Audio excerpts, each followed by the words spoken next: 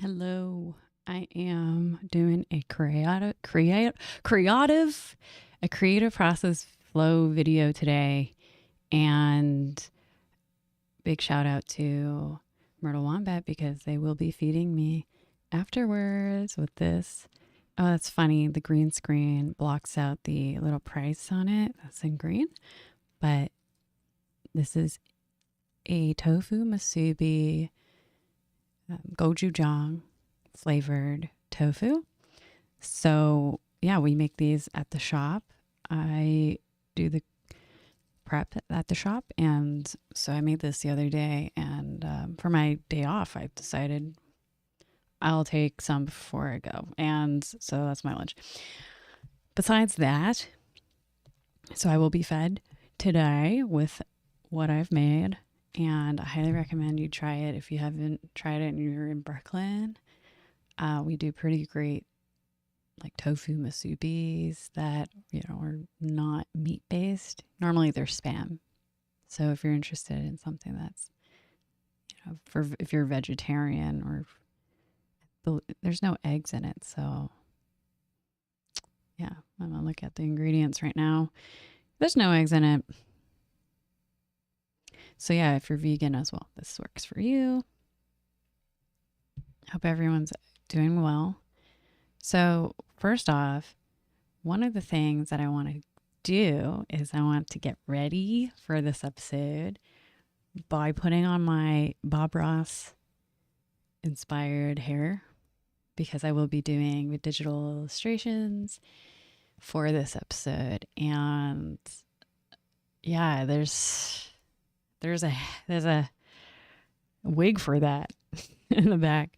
So I'm going to put that on, but I'll share some stories while I do that. One of the things that I realized last stream is that I was talking with a delay. Well, not a delay, like a reverb, like a really strong reverb. And that was for the karaoke that's coming up next December 10, next Wednesday. Yeah, so I had that on, but it actually sounded pretty good while I was talking, because it sounded like I was in people's heads. Though after a while, even I was like, okay, this is a little too much. It's in the style of karaoke. So this is my Bob Ross wig. It's not the same color as his hair, because I believe he has brown hair. This is pretty bright orange. So throwing this on.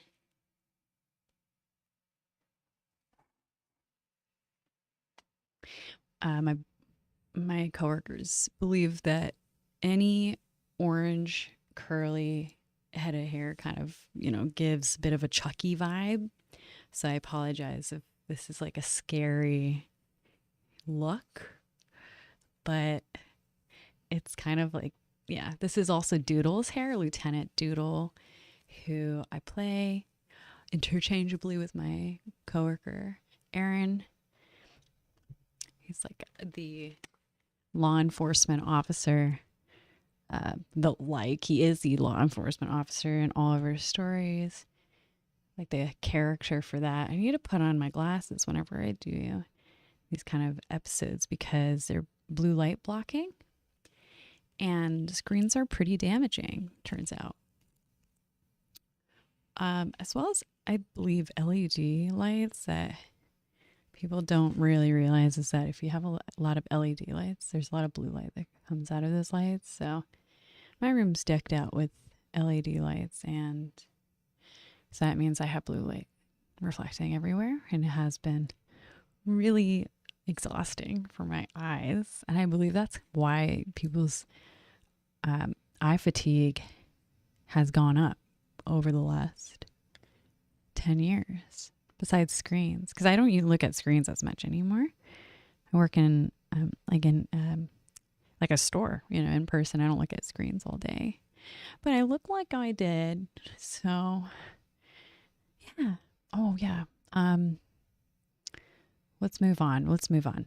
Okay. So some other cool things that I learned recently YouTube took down one of my videos because of a link that was in the description, not because of the actual content of the video, which is quite surprising. But one of the links, it was the Waking Life episode, Richard Linklater Waking Life episode I had with my correspondent in Armenia, Arman, and I'm very upset because he's one of my favorite people in my world. And that was one episode we met online and spoke for the first time, talking about that film and the importance of this one scene, the pinball scene. And so the link goes to, I'm not even going to repeat the link because apparently this site, though it is posing itself as like the script, the full and legitimate script for Waking Life, the movie, it actually may be harmful because people may be tapping into your like personal data or something when you go on that site. Like they could be hacking your computer as a backdoor. So that was very upsetting to learn, like for me to learn. I had no idea. Maybe my personal data, I don't know, but hopefully I do have, strong security on my end. So it didn't happen because none of my personal data was leaked. From it's been up for a while and I only went on that site once. So, so don't go on that site. If you ever look up Waking Life and its scripts, don't go to that website is what I would say. Immediately I took off the link from the video, but it doesn't matter because the video was removed. So don't go to Waking Life, the movie. Don't watch the script. This is not my real hair, by the way. This is a Bob Ross inspired episode. We're going to be doing some digital illustration. And if you're interested in watching someone draw, got my blue light blocking lenses on. So currently I'm going to be looking at a screen for like the next hour. So appreciate it if you want to stick around. But I totally understand if you don't. We're going to switch over to Canva. I wanted to talk about one thing that happened. This is an art video. So we're doing a Bob Ross themed video. And this is a super casual show with normal people who are normal. And I need to put that out there. This isn't like a high production studio experience. Thank God. Thank God. Okay, so yeah, we're looking at my back end right now. But yeah, looking in the trunk. I like to call myself like the research and development department of the internet. Like if the internet were an office, I would be like the nerd in the archives who's researching things or like tincturing things and making like serums and then testing them out on people and then being like, okay, this one works. This one, not only on people, but like myself mainly. And I somehow manage to not get sick and die. So welcome to my office, my cubicle in the research and development department of the internet. And this is what we're doing today. I want to talk about Canva. And I want to talk about something that I made because I would love to hear people's input on this. If you're interested in talking about this, please feel free to leave a comment if you're watching this after the fact. But during the broadcast, please share what your thoughts are on this. So this is a graphic that I started working on for the upcoming radio show. And I started off with one of these templates, right? Like create a design, one of these Christmas templates that have already been made for people to jump right into creating, right? It's get your creative flow going and to motivate you that you can make something really cool because it's a template. And some people don't know where to begin because I don't know about you, but work can be quite stressful and the creative part of your brain is shut down. So from stress, like stress is the reptilian part of the brain, the amygdala, and you get stressed out. So all that stimuli in your environment puts you in fight or flight mode, and that shuts down the whole rest of your brain, which is where your creative mind can pull from. So that's life, right? And that's why templates exist. And I know it's such a hated thing, and we can get really angry about the lack of creativity around it. But if it's serving the purpose of getting your creative juices flowing, I hate that word too, juice, but because like we're not fruits, but you know, I don't know, some of us might be, and that's fine. Like no judgment. That's like not even funny, because some of us could be, you know, like if I were a fruit, what fruit would I be? I thought about that. Pineapple. Pineapple is a popular, or coconut, right? Because we can go into why, but I'll leave you to figure that one out. But like, or to come up with reasons why. But yeah, we're Canva and templates in general serve that function in our society. That's it. My nerdy analysis on why, and I'm not even for or against it, but that's something that I have realized that is like a reason for why it exists. Yeah. So I started off with one of these templates, and then I started filling in my information, right?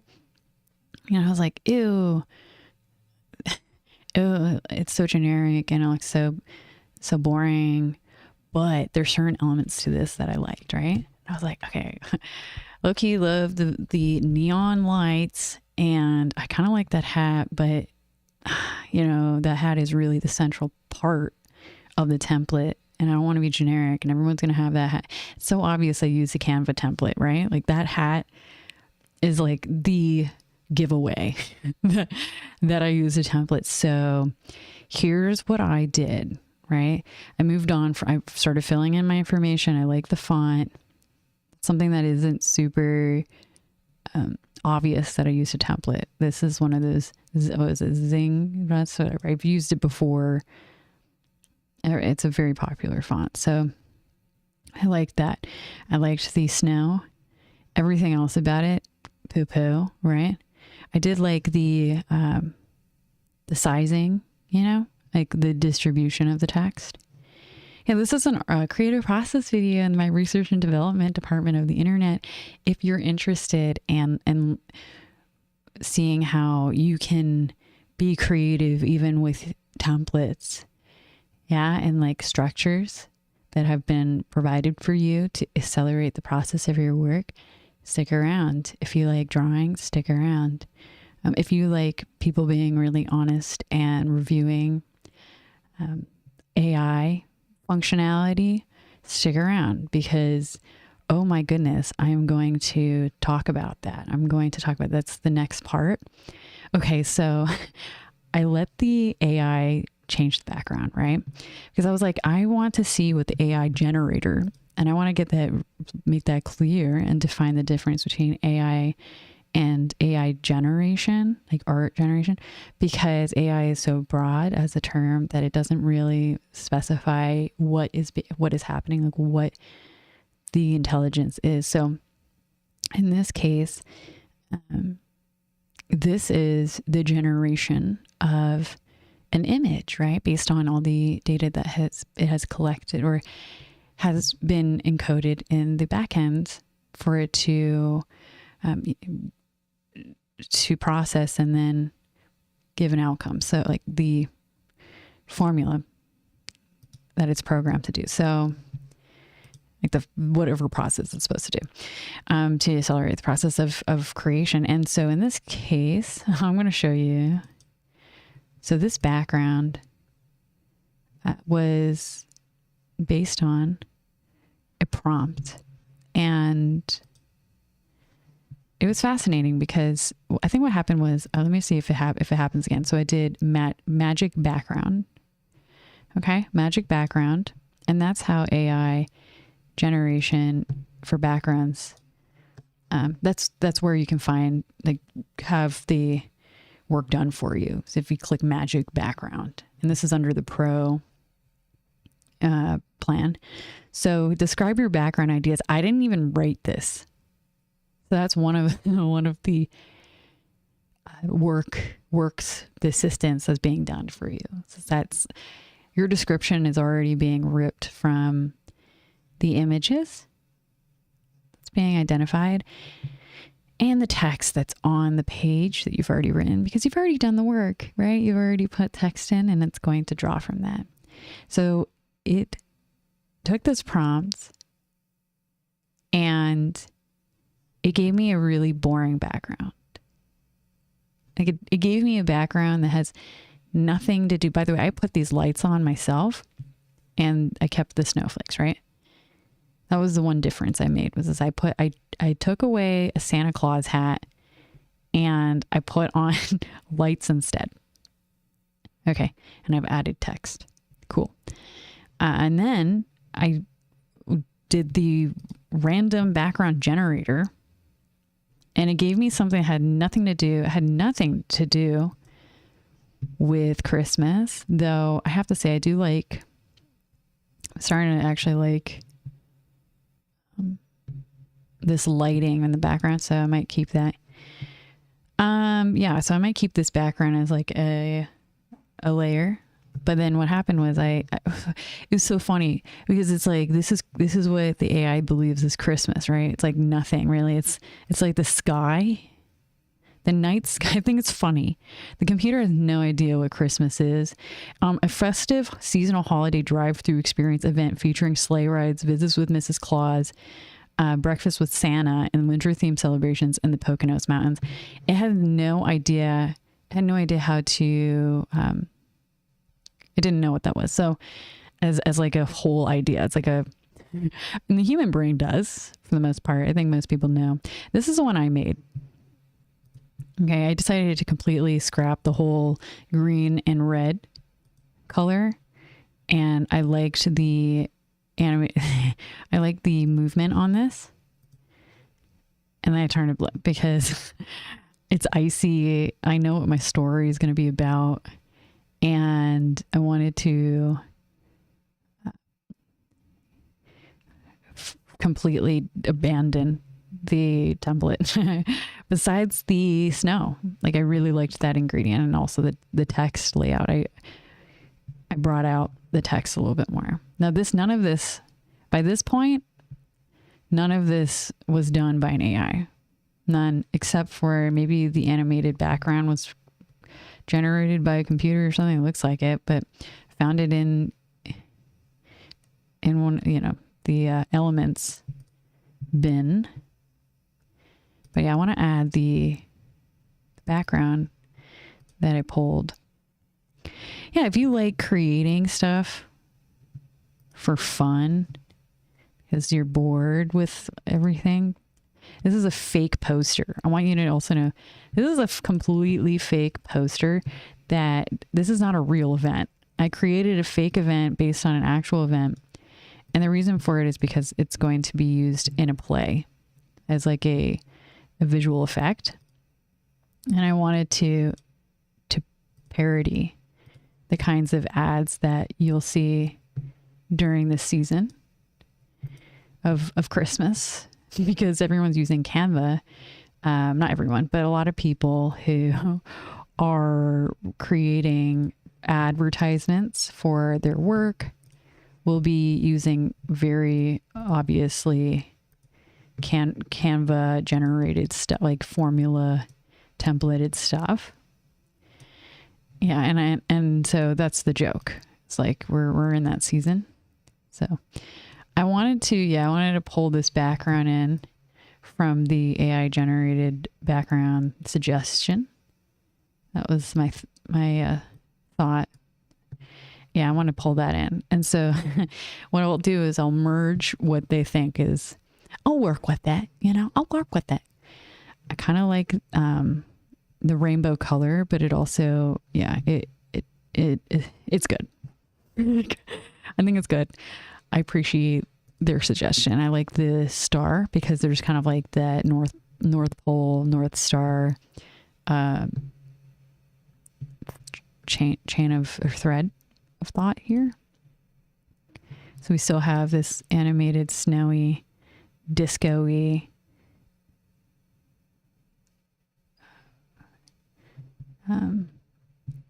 aesthetic, I suppose, which makes sense because what's going to happen is you'll see, but we're going to move on to Procreate now. I'm going to use this. This is my final visual effect, and let's get into it. So last time I went live, apparently my, whatchamacallit, yeah, like my Procreate did not have any sound. So I was talking to nobody. And we're going to get Bob Ross, okay? So this is my Bob Ross wig. And it's kind of like a clown. It's just like it's more of like a circus. It's giving more circus, but that's kind of the point. But if you know Bob Ross, you know that he's got curly hair. And this is the curliest wig I have. But yeah, let me make it even curlier. If you're new to this show, you will learn that I do cosplay or costuming for various show programs. That could be like a play. It could also be for music related stuff, and also for broadcasting. So we're going to create a scene. And so the scene that we're going to make is a wintry wonderland, right? So I pulled from my family's photo album. And that is me when I was a kid. Let me zoom in. That's me when I was a kid. Okay. So I know I may look like a child, but I'm not. I'm in my 30s. And this was me when I was, how old was I? I think around 10 or something, like 9. So I do want to emphasize how life is wonderful, truly wonderful. And yeah, I was wearing like a Hurley sweatshirt, still wearing sweatshirts to this day, but this one's a little bit more, it's a little bit more my vibes now, right? You gotta put more my vibes. And I don't even know what that means, but that at the time I really liked baby blue, and it kind of matches what I was making with the poster. Maybe that's why I went with that color, because for me, wintertime is more of that color than it is the tree, the green. Okay. Why? Because I played outside a lot. And when you're outside, you see mostly snow and the sky. Okay. And this was a one time we went on a ski trip when I was a kid with friends. Okay. And I learned how to pizza down the mountain.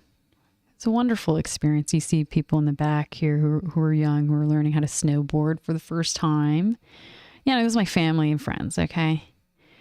So this is great. So this is what I am going to refer to as the background. We're going to trace Bob Ross. This isn't real Bob Ross, because Bob Ross would have started from scratch. That's not true, actually. Pretty sure he had an image that he would work with, but he did not show that, right? So maybe Bob Ross wasn't being fully real with us, but that's blasphemy. We love him. I wouldn't be here right now without. I wouldn't be wearing this hair, and I'm so sorry, Bob Ross, for being so unsupportive of your work. He gets enough attention though. Come on. So, and love.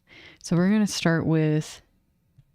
I like the coloring of the distinction between the white and the trees. And it seems like it's all one color. It's dark and it's, oh, that like black or gray, something like that. So there's a lot of white. Yeah. Oh, how are we going to really make this seem like it's a forest? Well, what I've learned from my time watching Bob Ross do his things is that he really goes in and he like he really flicks his paintbrush to give that we have some brush options here that we're going to pick. So yeah, Procreate changed its brushes very recently. Let's go with Alpine because this seems to be, in the same, gestalt or like the mind of what we're drawing. So already I'm confused. You see how this is a very light color. I kind of wanted something darker. And it's strange because the opacity is 100%, but it's kind of giving like 70% right now. And I don't like that. I don't like that. Yeah, it's strange. Right? It's really strange. What's going on, Procreate? What's happening here? Let's try again. Okay, so maybe what's happened is that this layer was okay. No, that was my fault. Not Procreate. I forgot. I left that there. Okay, so Alpine. We're drawing today.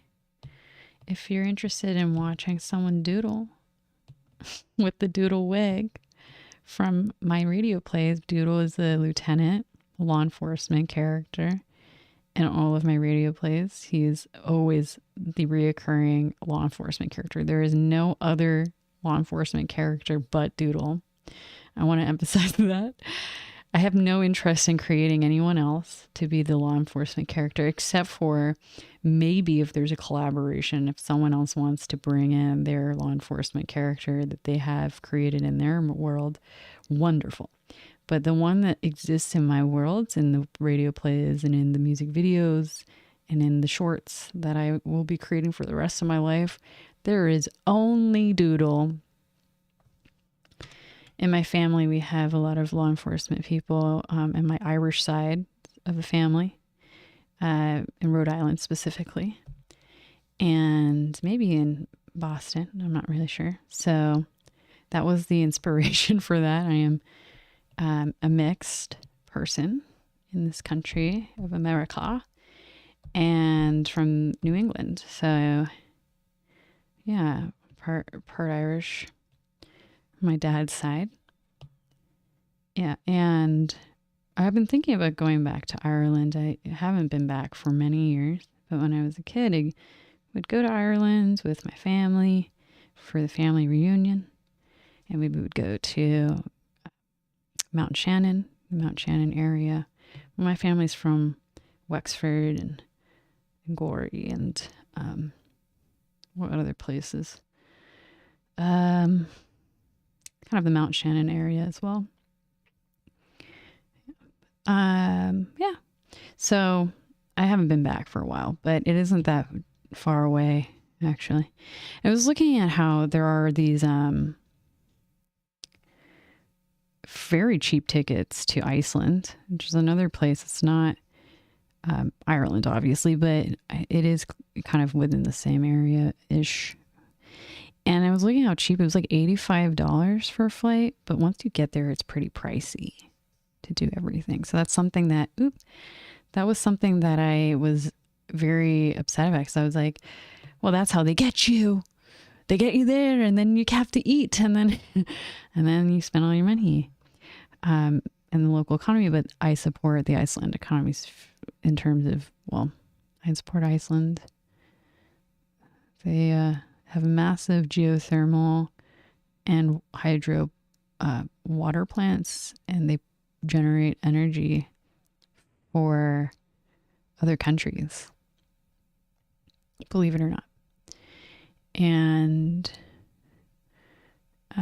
well, they also have a lot of canneries. They do a lot of fish tin canning there, cod, and a lot of the fish scales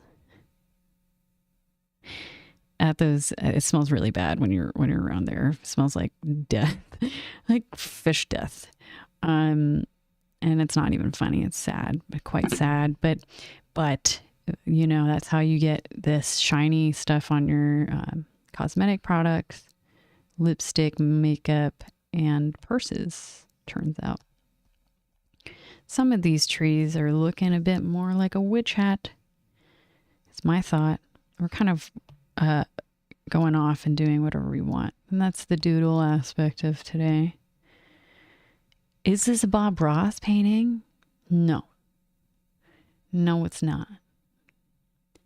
But if you want me to make a Bob Ross painting, all you have to do is imagine it and I'll start manifesting it. Because that's how I work. It's like I kind of receive people's mental images while I do things and naturally start doing what they want me to do, which is quite frustrating.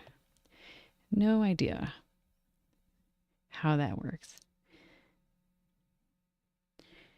I make jokes with my boss. It's like I've become a bit of like a psychic worker because she will think of me and be like, I need help. Like she'll think that and I'll show up.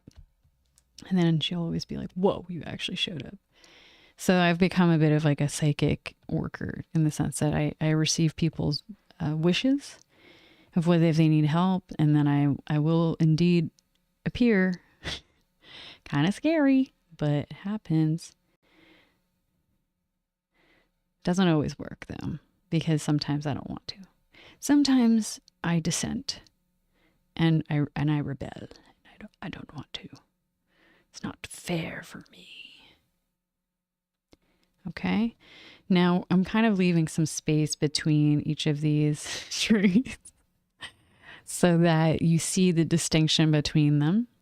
Why is it so dark? Well, here's one of the cool things about Procreate is that you can, that's not what I wanted to do, but one of the things that you can do is you can always change the background a little bit quickly like this, or I want to show you.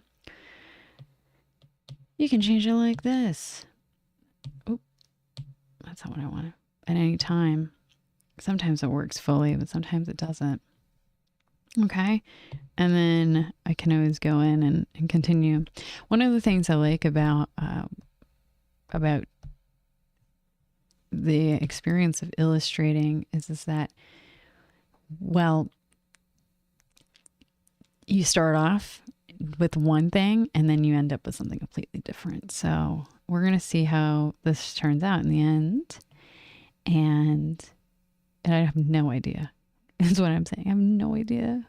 It may look like this now and it may look different, but we trust the process of what wants to emerge from the canvas and also from everyone who's involved at this story and anyone who's watching. Your wishes may appear in this drawing if anyone's watching. Maybe nobody's watching. I have not checked the broadcast display screen because I'm really one of those people who like cannot focus on multiple things and do well, you know? And I think that's why people usually have a broadcast team so that every person has one specialized task and everybody does well when they're really focused and dedicated to it. Yeah, I'm one of those people who's pretty how would I say it? Pretty not deadpan, but like I'm really used to carrying kind of like a few jobs at once, and so I've noticed that I tend to drop things pretty quick, not quickly, but like things fall apart because sometimes I'm doing too much. So one of my wishes, I think like for resolution for 2026 is to not pick up more. than I can carry, or to be very communicative and be like, I can't do a good job. If you want me to do this and this at the same time, if you want me to do a really good job doing this, though, I can do that. But here's, here's the, yeah. One of the things I've noticed about these plays is that they don't produce any income, but what they do, this is based on my research and development data, what they do is it brings a lot of joy to the people at work and the community, the people who show up, because there's no selling aspect to it. I'm not selling a product. And there's something about that that's very light, People don't really want to constantly be in a transactional experience. And so if anything, while I'm doing my shows, like the most important thing is that I really don't care about selling a product. Like I will be clearly not interested in selling a product to people. Meaning I will be, we try things on the show, like food products, and I will say I don't like it or whatever. And the point of it is to not poo-poo on a brand, no. But the point is for everybody to get their mind off of performing. It frees people from what I think is like the economic pressure of impressing someone. I don't know, like selling. It's too much all the time. So yeah, I don't know. It's pointless, basically. The stuff that I do in terms of the radio stuff, it's like not meant for economic anything, really. It's not much, but strangely, it helps gel people together, which is important for anything in life, whatever goal you have. So yeah, I get to put on these plays and feel very grateful that I have supportive people around me at my workplace, and I'm very glad that there's such creative people too. It's like people who know how to do improv. Like my coworker Aaron is an upstanding human being, because I will not give him any information ahead of time, and somehow he'll show up with exactly what I imagine. So for him, I don't know why, but sometimes like I'll know what he'll be wearing. Like he'll show up with exactly the outfit that I imagine that he would show up in. And I do the same to him. Like I can tell he knows what I'll show up with. So we were able to kind of transmit like a visual image to one another mentally of like what we'll do ahead of time. So there's no surprises anymore. It's quite lovely. Yeah. Very few people in my life at this point who I think are willing to, let's say, down to clown and aren't taking things super seriously at this time, because, and I think we need more people who are a little bit on the, it's like a, don't forget to laugh every once in a while. And like what I'm saying is that we wear silly clothes to work, and it's important to continue doing things like that,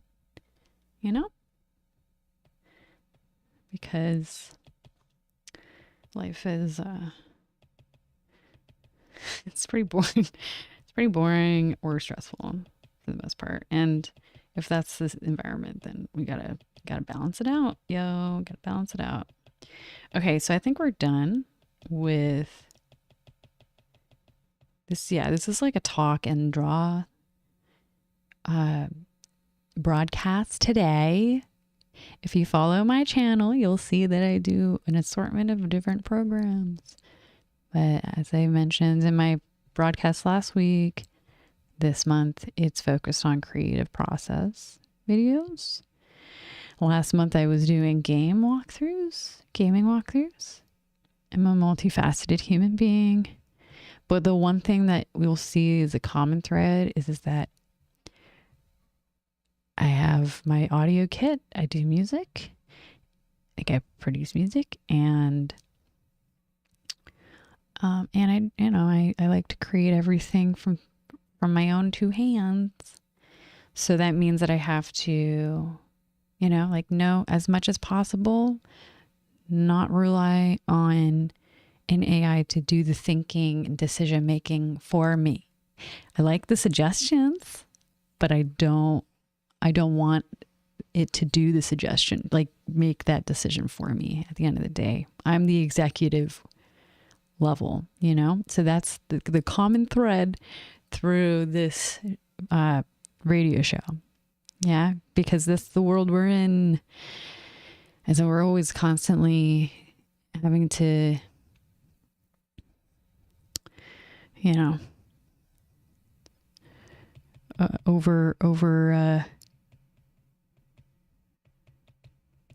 what's the word?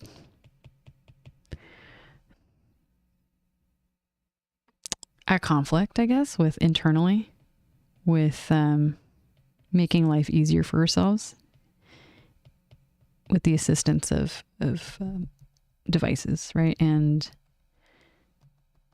doing things without them.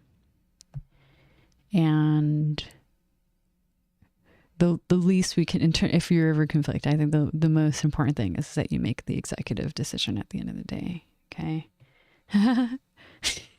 And go with your heart. As an artist, especially, or if you're doing anything in terms of creation. That's the thing we can give to this situation that we're in right now.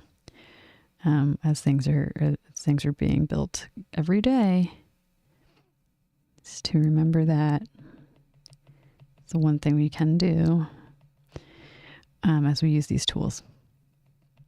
And okay, so I think I have done enough with the trees, right? We have trees. That was that. And I want to make sure that there's like some sort of mountain range or something like that. That's not the final, but I'm thinking, what am I going to do for that, right? So let's go in and do hills. So this scene is that the car, let's look at the reference image one more time. Oh, look at that. I was drawing in one corner. So that's okay, because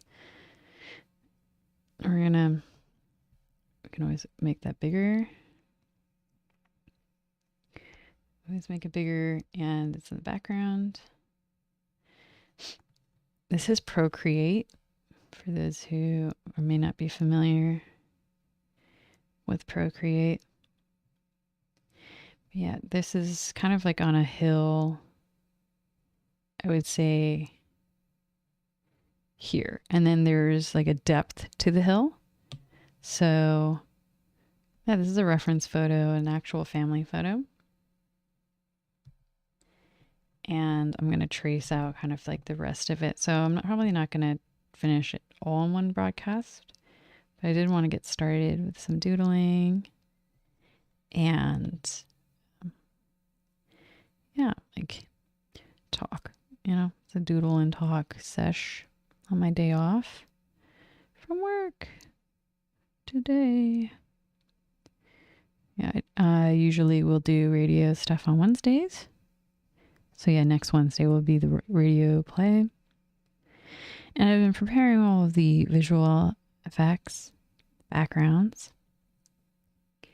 And this is meant to be like a chill video. Yeah, I'm maybe like good for listening to before you fall asleep. I've had a couple of people while I do presentations, they will fall asleep. They'll close their eyes and fall asleep. And and I'll leave that. That's like I'll leave that as like a thought for someone out there who may be watching. Yeah, it's like I don't know why that came that image came to my mind. But yeah, I do have like it very soothing, I guess, especially when I'm drawing. Oh my goodness. Chilling. Yeah, usually the energy like increases for me, comes out of me when I'm like with groups with people in it, and I get to bounce my ideas off of others. But when I'm alone, I kind of have to entertain myself. With whatever. Yep. Yep.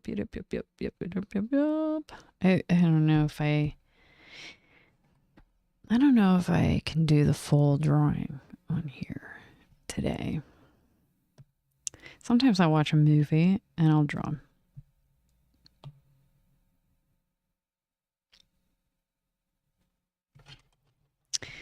Currently drawing on my iPad, which is right in front of me.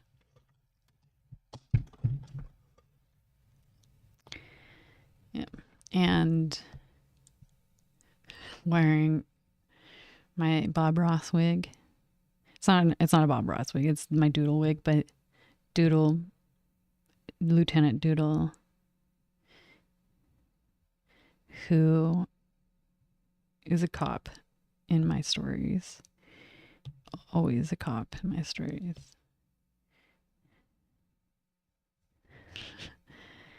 And then what happened was his partner, Detective Habib, based on Constable Habib from Thin Blue Line, Rowan Atkinson. She was the influence behind that, and the reason why is because, well, Habib in Arabic is love. Habibi.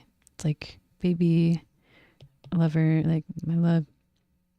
I usually call someone who's like your cute younger family member that, it's like a pet name. Yeah, so it's loving. It's like honey. And so she was the inspiration for that, for the detective. Also Monk, Tony Shalhoub. Monk, the show. He's a detective. And the reason why I'm explaining this is because he died in the last episode. Yeah, so the detective died because he was trying to take down the Muffin Man in October. And then what happened was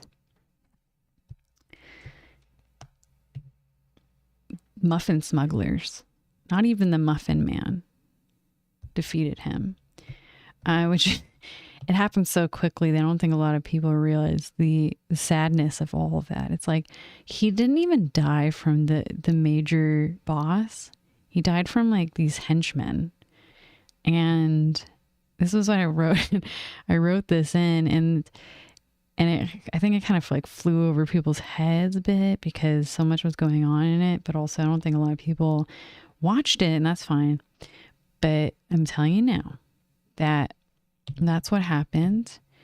And now Doodle is alone as a law enforcement. He doesn't have his partner anymore. Because like they were like a team.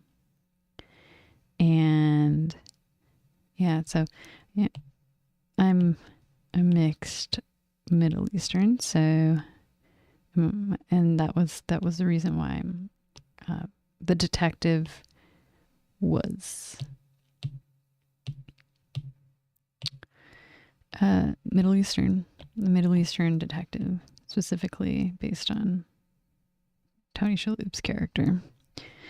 So yeah, at this point, we're trusting the process because I want to see what these brushes can do. They're all new. I want to kind of give a little bit of texture to what I'm doing here. So this blue is kind of like that icy blue. Let's go with it. Distinguish between the sky and the snow. Okay. So we didn't end up drawing any hills yet, but we will very soon. Yeah. A lot of the time, I think people are very camera shy when they're pulled into doing one of these scenes for the show, and then when they're actually doing it, they're very it's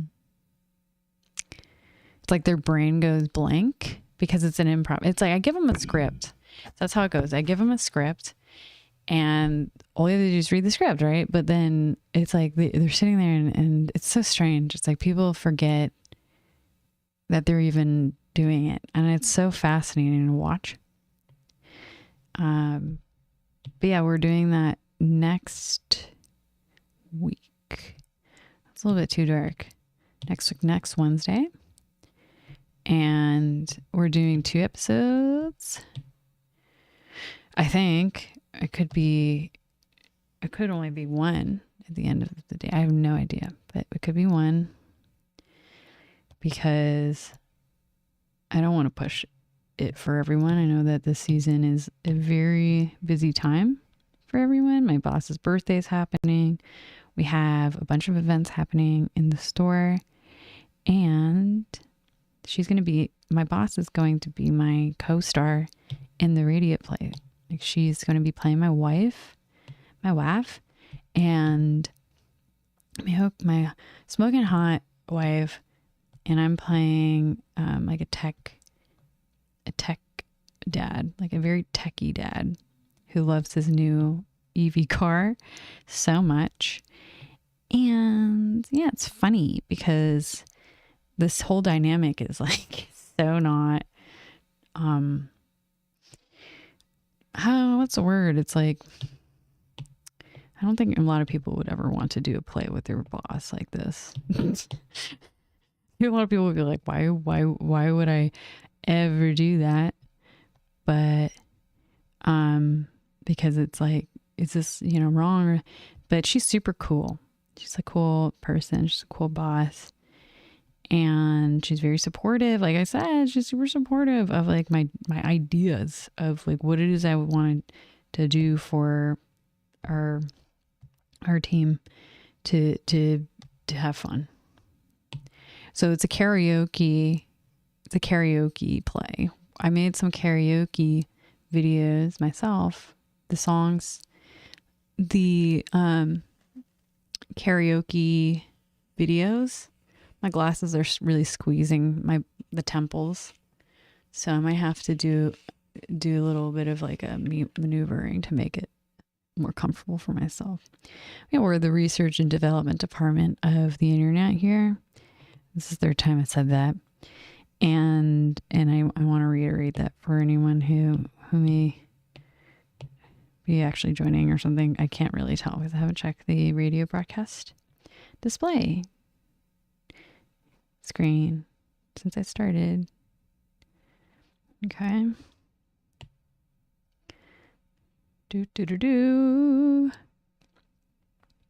Shading in between because I kind of want to distinguish between the hill that's behind it and these trees.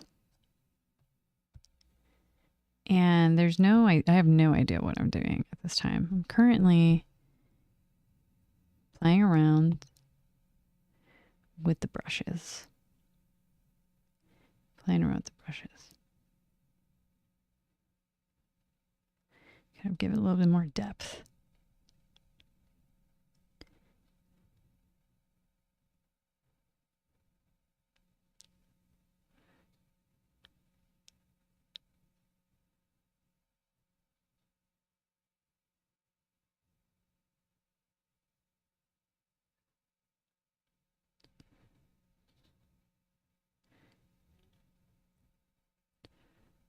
Okay. No idea what I'm doing.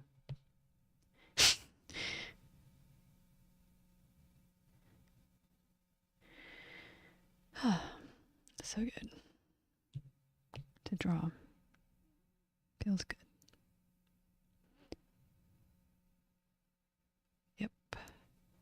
No idea. And I don't even know if I even like this color yet. It's the color. But I don't even know. I don't even know. So this hill is in the background. Thinking, how do I want to kind of make it a little bit interesting? Perspective, blurs, directional. No, I don't want to do directional. Let's see what Gaussian blur looks like. Yeah, you just really can't see that hill in the back. It's so far away. Oh, that works. Cool. Yeah, it's like we're painting a scene where it's snowy and the car drives self-drives itself because it's an EV car with like an autopilot setting on it, and it completely shuts off manual mode. So the car self-drives itself onto the snow because it can handle it, because it's one of those like four-wheel all-terrain SUVs. And it's almost kind of like bragging. It's like, and freaking out all the passengers inside the car to be like, I can do this. and everybody inside's like screaming because they have no idea where they're going, and they're just being like driven off into God knows where. So yeah, we're gonna it's nighttime in this scene, so we're gonna go a little bit on the darker side. Yeah, dark. And I'm gonna go in and I'm going to add a little bit of, we don't know. Normally I draw completely offline, and when I'm drawing offline, I'll spend way too long drawing. And so this is almost kind of like a way for me not to overdo myself by doing this live. Thanks for watching over me, everybody. I don't draw too much and go overboard. Yeah. I used to draw for hours, and it was unhealthy. Because, you know, become like a perfectionist. I like that.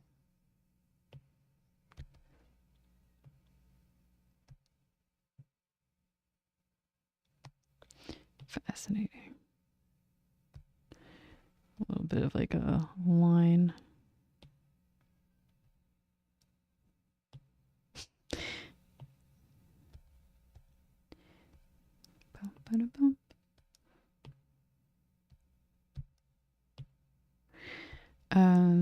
All right, I think that's good. Like a night sky. Yeah, these glasses are hilarious when they're like that, but what can you do? I'm getting hungry. I'm gonna take a bite. Yeah, well, these are really good. These are gochujang tofu musubis from Merlombat. And they're still good, like, even after the day that they're made yesterday maybe.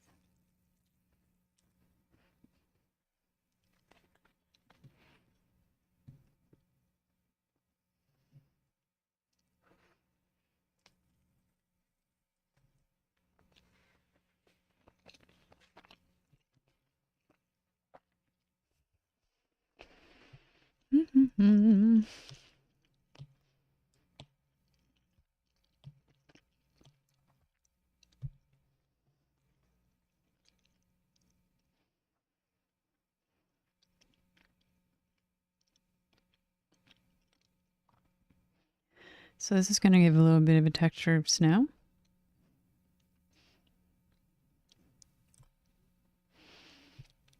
Just making sure that it's on its own layer.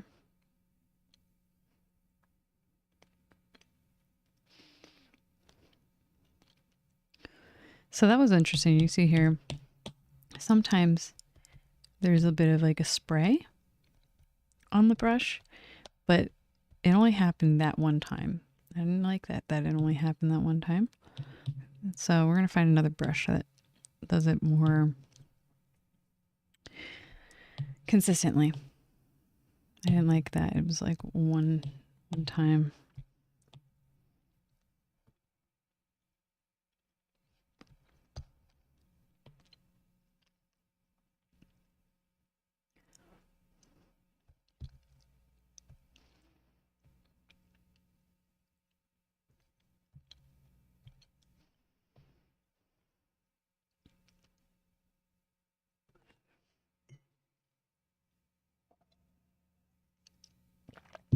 Okay. A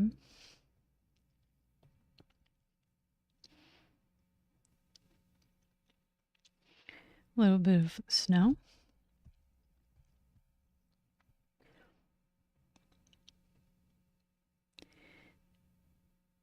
It's supposed to be kind of like a bit of a nightmarish scene. Like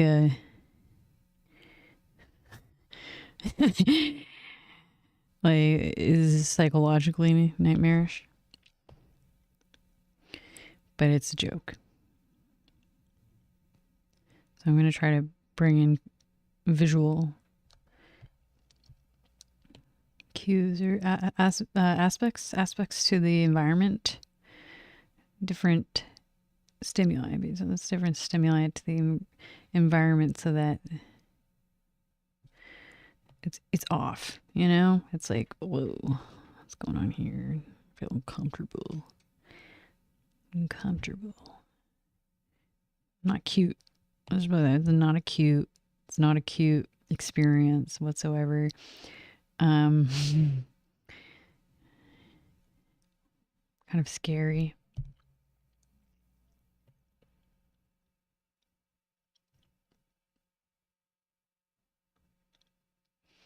Mm-hmm.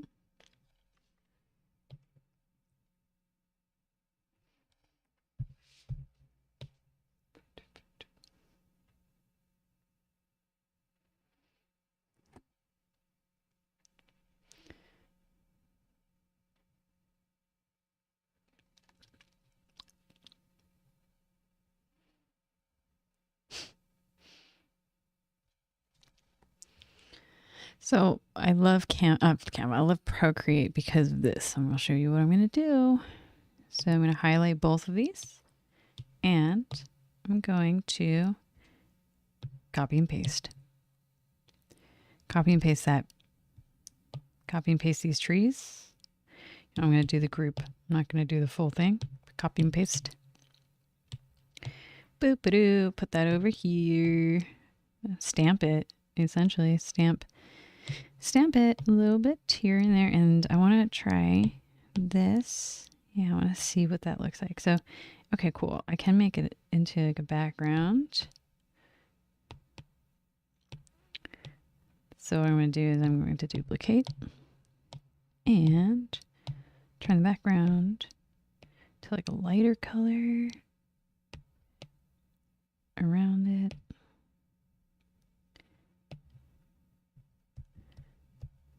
Interesting. I'll kind of use like a light around it. Shade. All right, we're going to pull the trees a little bit forward. See what... Oh, I like that. There's a bit of like a shadowy thing going on there. Mm-hmm. Okay, and this one, copy and paste, bring that over. Oops. Yeah. Hello, if you're joining. Welcome. This is a drawing session with a person who is real and is not trying at all. Hope you enjoy. Hope you enjoy this show. Yeah, we're doing drawings, process drawings, and there is no need to dress up because we're working. This is work time. Work time in the workshop. I call myself the research and development department of the internet, where the nerds hang out in the archives, where they're checking out different things under the microscope, experimenting with different techniques, talking about new things that you can find on the internet, new or old techniques to create things. Okay. This is not a cosmopolitan place for sure. I mean, I like fashion, especially when I'm doing costuming and prop stuff, like actually acting. But today, like I said, it's a drawing day. It's a relaxation day. And I do that so I can put all my attention into the actual creation process. And put all my energy and focus into that rather than exhausting myself. That's something that I've learned about, when you like do makeup and all that stuff, like as I do makeup, it takes a lot of energy out of you when you're doing it yourself. And then you have to put on a show, right? To put on like there's a lot. So that's why there tends to be like a whole company and like a bunch of people who do makeup and all that to save the energy of the individual who's doing all that stuff. It's a lot. Typically you have to be selective about where you put your energy. And so after, I pretty much, I don't know how to say this, but also it's my day off. It's my day off from work. My job is I'm a chef. I'm a chef at the place that I work, and we put on radio plays. You can check out, we were on the news recently for doing this, but we put on plays at the store and we review food with random shoppers. And next episode, we will have local artist Nora, who is a rug knitter. She creates rugs by hand that look amazing. I'll leave her Instagram information in the description box, but you can check out her stuff. Nora Croft, and you can check out her stuff next Wednesday, if you want to learn more about her. Yeah. So we're doing set backgrounds for the radio play that's coming up on Wednesday. I produce plays by myself, completely without the people who show up to the event, they're in the play. But I write it, I produce the music, I produce the backgrounds, the advertise, like everything pretty much for each one of these shows. And I tell everyone else, please don't sweat it. Life is difficult enough. And we all have our full-time jobs, so show up. And that's it. I have wigs, costumes. People put on wigs and costumes, and they can be in the play. It doesn't even matter if it's like someone who works there or not. It could be anyone who walks in during the show. I will tag them in and be like, if they're interested. I don't force anyone, but if they're interested in joining us, they're totally free to do that. And so that's what I've been doing with the show the last 2 months. Yeah, this is a creative process video. It's not always going to be like this. This is what it's like today.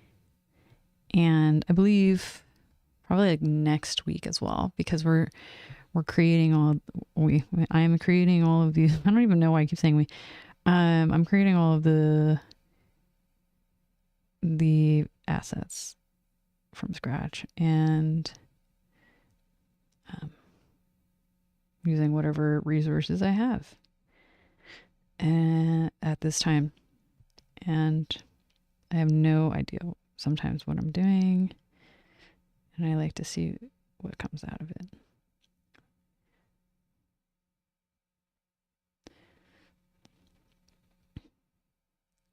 So that's why I call myself the research and development department of the internet. It's like everything I do is a bit of an experiment, and it's not been done by myself before. I'm sure it's been done before, but I have never done it before. So it may not always be so nice and crafted so perfectly from a perfected method and technique. So yeah, that looks interesting. So that's kind of like the moon is shining on the back trees. And then I'm going to add here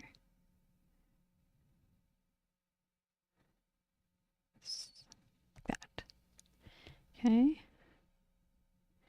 Yeah, that's like an easy way to do trees, right? It's like especially if it's like a fir tree or one of those pine family trees,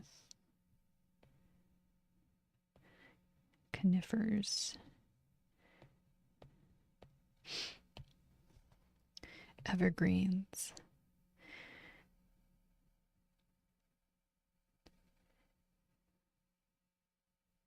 The trees. Yeah, if I had like a massive budget, I'd have these trees like come alive and walk around. I would have them walk around as like a Easter egg thing where there's like no explanation or context to it. They just get up and like start moving. To add another layer of like WTF. What is reality? This reality. Yeah. Okay, cool. So I think that's good for that one. Yeah, I want to do a little bit more of the stamping of what I've already drawn and saving a little bit more time with that. Yeah. So I do like the kind of background on here. Yeah, I think it was like a vivid light or something. Drag that down. Like that. Whoa, fascinating. That is not the one I want. I have like a darker. Oh, there it is. So that's color burn. Good to know. Good to know. That one there. And then we have over here this part. Oh, you know what? I want to do all of these ones. And similarly, color burn that.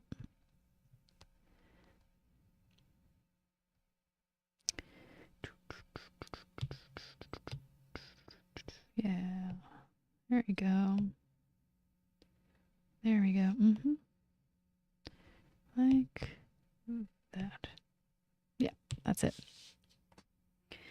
Yeah, I know this is a long process. I'm gonna have more water. Okay, the other day I really helped myself out by spontaneously buying this. It's like a peanut butter brownie, but it's only one. It's very frustrating because it's probably the most priciest brownie I've ever had in my entire live. Yeah. See, that's what I mean. I'm not great at selling things because I want to be honest with people. The price on this is quite atrocious, and honestly I should go down because it tastes a little bit like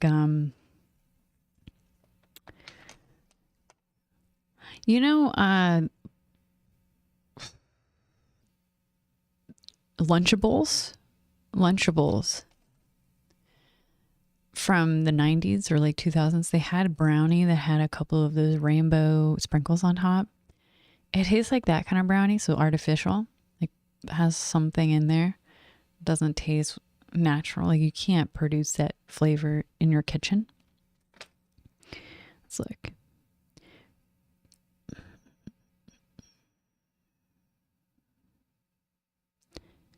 yeah, I'm not sure what it is because I'm looking at the back here. Okay, so yeah, it's a peanut butter flavored brownie. You see, it's quite small. I've already had 2 bites out of it, and it's quite pricey. I'm not sure if it's more than $4. Let's just put it that way. This little brownie is $4, and I'm sure it gets sold at even higher prices when you see them. The reason why it's so expensive is because it's a functional brownie. Okay. It's gut friendly, has no refined sugar, no gluten, no grain, no soy, no GMOs, no chemicals, no dairy. It can sit at room temperature for 6 months. It can be kept fresh, refrigerated if you refrigerate it for 8 months, or it will last for up to 1 year if you freeze it. If you want the best indulging experience, you microwave it for 20 seconds. This is a US product, and it's $4 for a brownie that's like one little thing. And it's probably the healthiest, quote unquote, healthiest brownie that you'd probably eat. Like it won't leave any unwanted inflammation in your system. If you're going to eat something sweet, and give you power, like energy. And what I want to say though is that I like the flavor. I like the taste. It reminds me of the Lunchables when I was growing up. Even though the ingredients are like what I said, it's like vegetarian, vegan, all this stuff. It's almond flour. Okay. It's almond flour. Yeah. And that's the only, and I'm looking at the ingredients. There's like nothing weird in it. It's so strange. I don't know how they replicated that flavor though. Okay. Very nice texture. Very nice. But $4. I'm not a fan of the price. I'm going to keep saying that. I'm not a fan of the price. I wish I could have more. Well,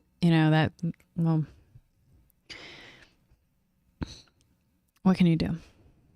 What can you do? I could make it myself, but then I won't be supporting a small business, right? And of course I want to support the small business, but if I can't even pay for that on a weekly basis. So no, thank you. I'll try to replicate it myself as much as possible, right? So that's the conundrum. I think a lot of people want to support businesses, right? And they're like fellow people, especially in the United States. Like they want to support local and their American manufactured goods. However, it doesn't seem like it's not very cost effective or something for the producer. And then they have to overcharge people for very small quantities of it, which is quite astounding, quite appalling in terms of like the direction of the sustainability of it, if that's the situation. I don't know. If there's an economist out there, please weigh in on this. What is the sustainability of American-made goods? in the next 10 years. I'm sure everybody would like to support American-made goods in this country. But is it even possible to do, given the lack of subsidy to small businesses on behalf of the local, I don't know, like what local budget, like the local funding, you know, where I don't know where I'm not a policymaker, nor am I an economics person. So I did study geography, so I do know a little bit about, like I said, tin can fish, the fisheries of Iceland, and the environmental impact of of each canned fish, you know, or the fisheries as like on a macro scale, like the impact on its local and regional and then global. I could probably do like an essay on that. But that's what I'm good for, I suppose. So any economics people, please weigh in. What is the possibility of American manufactured goods being cheaper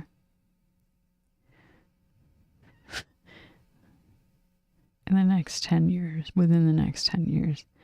Specifically that of, you know, clothing, food, American made, specifically in the United States,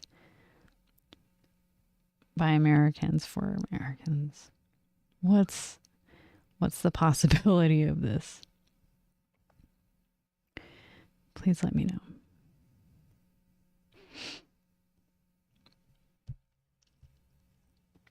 All right, so there's a bit of like I wanted a little bit more of a blended look. Oh, ooh.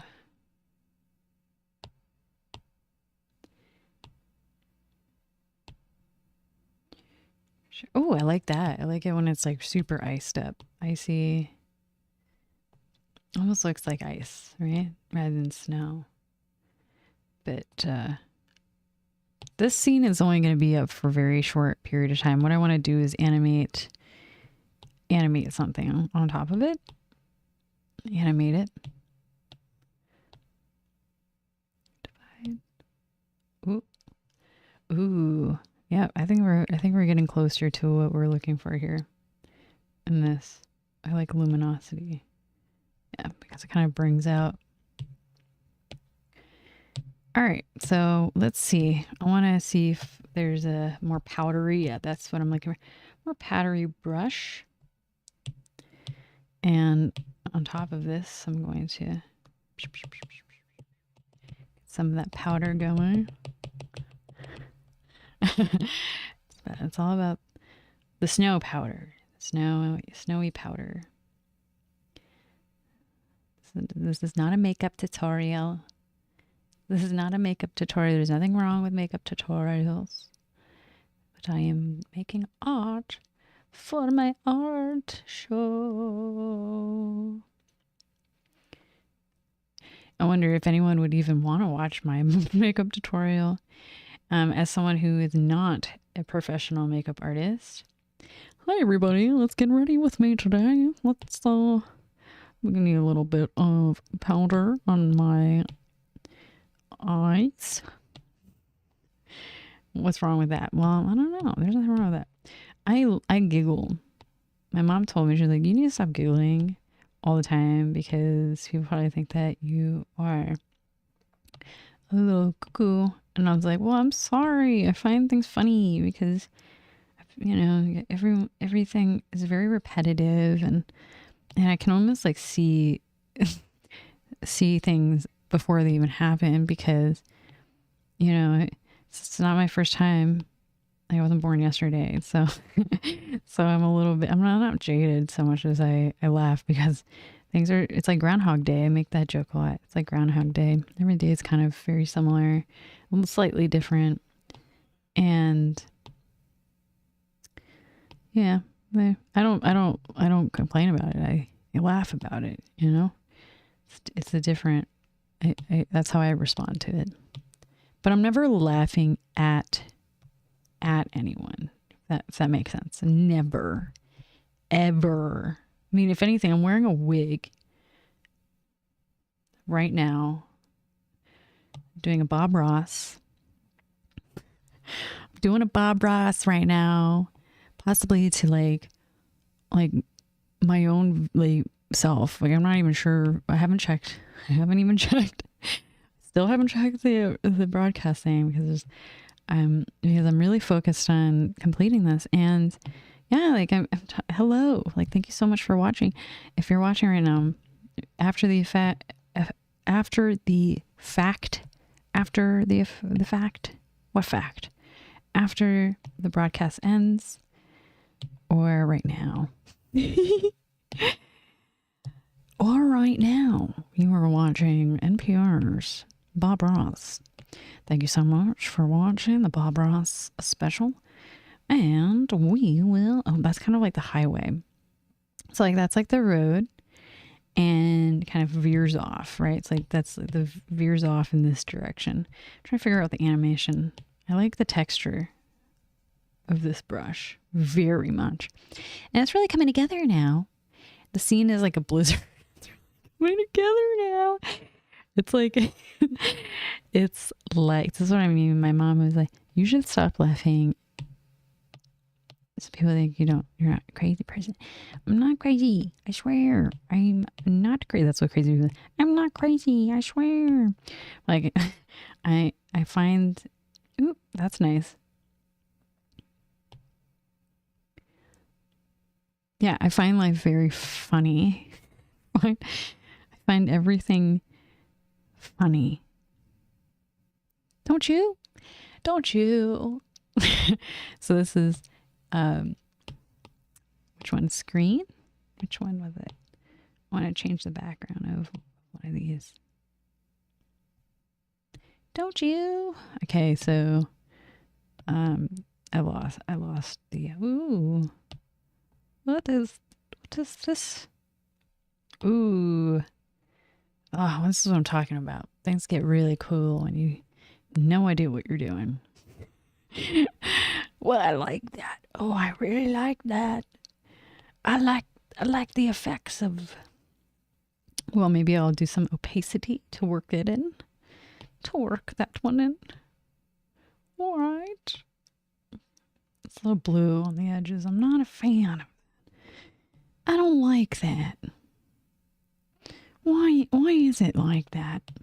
I'm not into that blue. There's like a blue right here. Ooh, what is that? No, thank you. Yeah, so we're gonna have to dial that back a bit. Dial it back. Color burn. We don't need to burn the color, okay? We don't need that here. Okay. Overlay.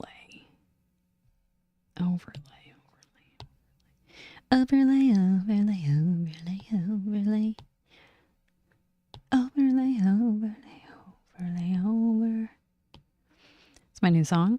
It's coming out this December, called Overlay. Instead of Odelay, it's Overlay. Overlay.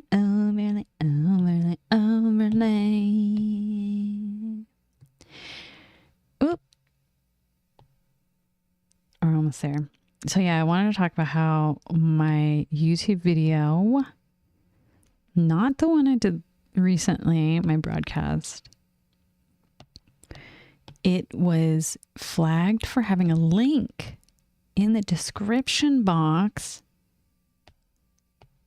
Not my link, but apparently there was a hacker on that page, and anyone who would go on that page possibly have be a backdoor. It was like a backdoor for some hacker. And I was like, oh my God, I did not know that. Thank God that it got flagged. But then I had to take like a training thing that said, don't ever put a link. It's not like I knew though. It's not my fault. I had no idea. I didn't make that website. It was not a harmful site, but apparently it could have contained, saying, I don't know how, I don't even know how that was, I don't even know. It was a Waking Life script website for the movie, the Richard Linklater movie, Waking Life.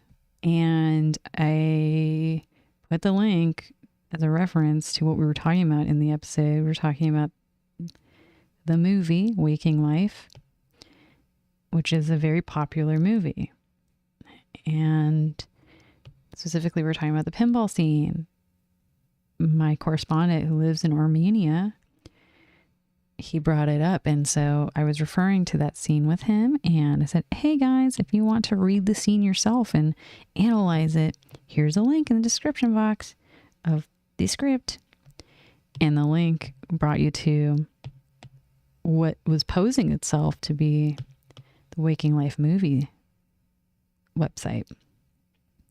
But apparently there was some weird activity happening. Maybe not the creator, but someone was, I don't know, must have hacked it or something and was retrieving people's personal data through it. And I was pushing a harmful website. That was the kind of like the accusation that I got. And I was like, I don't even want to fight this. Like, I'm so sorry. I'm one of those people. I'm like, I don't even want to fight this. I'm so sorry. They removed the content. I took the training. I want to get out of this. Like, I was like, I don't even want to be in this situation. I don't want to think about it. I don't want to fight it. You know, you're right. Yeah, I was wrong. And I, and that's that, you know, so I've got like this warning in the back end for the next 90 days. And so I have to be extra good now. And that means, so what I did was, so my last broadcast, I did like a devil's haircut video. And for how to, anyone who's like watching on the spot, how to make a karaoke video yourself, like from scratch, for fun, not for sale, not for commercial use, not for money. Everything I do is nonprofit. Everything for the show, it's a nonprofit educational program, right? It's an art program for people to create, and including the plays. It's like everyone who's there, it's not for money. We don't receive any money. I don't get even donations. Okay. I don't get paid at all to do any of it. And so I was very, I was like scared that I wouldn't be able to stream next Wednesday's broadcast if I had, you know, like really put up a fight, because I'm sure they would have investigated. Like, my broadcast had some, had like music that, not music, was that other YouTube content videos in it. And I was like, this is for fun. Like, it's for entertainment. I'm not trying to encourage anyone to do this actual thing, but that was what I was using it for. And then, yeah, so I got worried. Anyway, so I was like, I removed it. Basically, I was like, I like went ahead and I was like, I didn't know this. So I was like, I removed it. So I learned my lesson. That was like the first time I ever done that. And I'm so glad that I learned that as soon as possible, because I did not know that. I'm fairly new as a YouTube broadcaster that does like creative process videos or any broadcasting with art in it. And I don't know if anyone out there who's watching is like a creator themselves, but if you are, you probably do draw inspiration from existing work, even if it's like from the Renaissance art periods, or like, you know, you go to the museum, right? And you're like drawing from, yeah, I know an artist who went to SVA, right? And she's very popular and she has murals and she's very big, right? In China, in the United States. And her work is a reiteration of very, not the same process and style, but actually not. The process is similar, but the the seed of like her that inspired her to become a muralist, and a hand-drawn one specifically, was Keith Haring, and a Keith Haring exhibition that we went to together in New York City when she was studying at art school, and now she does hand-drawn mural paintings. So, and it's not the same style, but you see it's like the technique of hand-drawn, right? It's like the method, the process, the tools, the painting, the paint, because it's been tested and it works, right? So when you're creating art and it's for fun, now she's doing this commercially, whatever, she's got commercial success from it, and I love that. Wonderful. But if she were to do an interview, that's where you started from. So there's nothing wrong with learning with what is available. I'm not encouraging anyone to commercialize and do this stuff, like take for other people. Heck no. But when you're learning and doing things for fun, especially for yourself, like, why not? I don't know. I'm not encouraging anyone to profit off of it, though. No way. No way. It's a very dicey, controversial debate for a very long time, I'm sure. Yeah, my dad used to get very upset when we talked about hip hop music and sampling, and I always made the argument, because it was always an argument, it was a debate. Speaking of like driving, he would always talk about that because he's from like the boomer generation, and so he was always like, oh, it's like basically the end of art now that people are doing that. And I remember thinking to myself, well, I said to him, I don't agree, like this is just another way for people to collaborate and experiment, to make art. It's just another way to do it. And like I said, people are always taking, even Renaissance painting, it's like they're referencing even older stuff in that medium, right? It's like certain symbols and visual images and references, memes. It's all been done before. That's why it's recognizable to someone, and they're able to have the realization as they're looking at the art, of some deeper meaning or some underlying layer of meaning, the connections being made in the brain, whatever. So yeah, there you go. I was like, is that wrong? I don't think so. I don't think so. But yeah, when someone goes after you, I suppose it's like, well, no, it's wrong. Yeah, this is a problem. So you pray. All you can do is have a good relationship with those who you borrowed from, I suppose. Borrowed. Yeah, I can go down a whole spiel on that. Whole spiel on that, but I'm not sure if there's any point to me even talking about it. Okay, so we're using this color a little bit too much. Let's change it up a bit. Let's change it up a little bit of.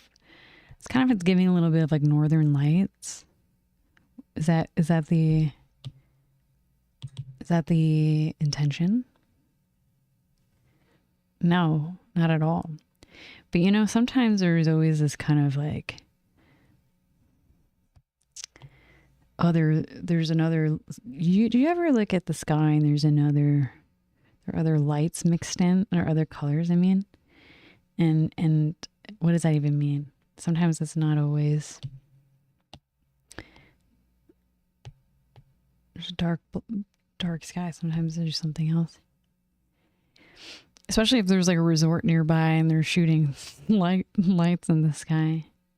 So maybe that's something we can do, is kind of like make a joke on that. how in the distance you can see that the Poconos Mountains drive-through experience is indeed somewhere beyond the blizzard. And it's like, will they ever get there? Like, this is like the woods. Like, they're stuck in the woods. And the woods being like the wild. And are they really, like, are they ever going to get there? You know, that's the scene. My glasses are never going to look good in this situation, okay? It's how it is. Health first. You say function over fashion. Let's flip it on its head, okay? Function over fashion. This is not my real hair. I'm not Shirley Temple. It's giving Shirley Temple vibes. In the library. Shirley Temple in the library doing a podcast. Emo Shirley Temple in the library doing a podcast, drawing for an Orphan Annie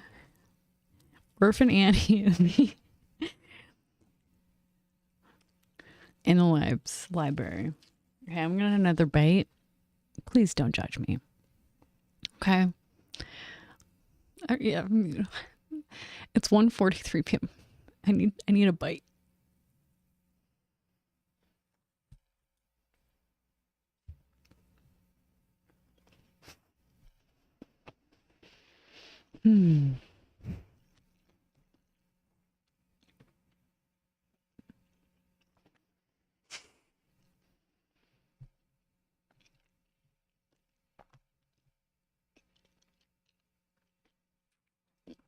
Okay.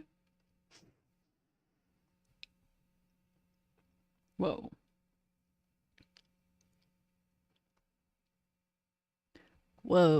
Right? See, this is the beauty of working with someone who has no idea what they're doing. Can make some pretty cool stuff. I'm not following like a tried and true method besides the tried and true method of go with the flow with the go. My boss is funny. She goes, Audrey, she sends me videos. Audrey, I feel like you'd like this. It's very trust the process kind of video. And I was like, the fact that that's become like a thought. People, when I see videos, is saying something about the kind of, what I've been communicating, I suppose. What I've been saying, the things that I say, it's translating and it's going out and it's being received and people are realizing who I am. And I was like, wow, that's so cool. Oh, you exist. And it is validating when someone recognizes these aspects of yourself, yeah. So I'm a little stuck between doing one of these.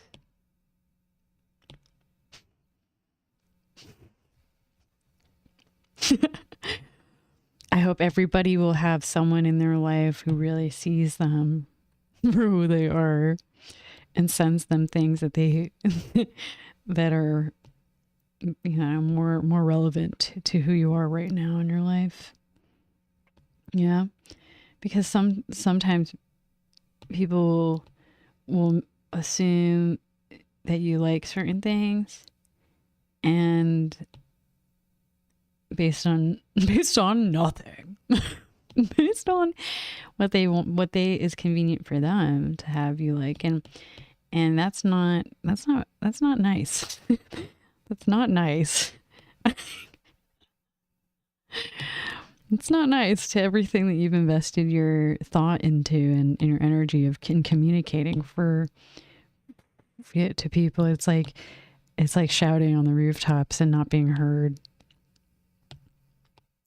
and then giving up and being like, well, I guess I guess nobody understands.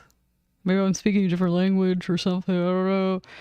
No, it's tracking now. It's happening. People are understanding. So yeah, I hope everybody has that experience. God bless. God bless. God bless. For real. God bless. A little bit of that.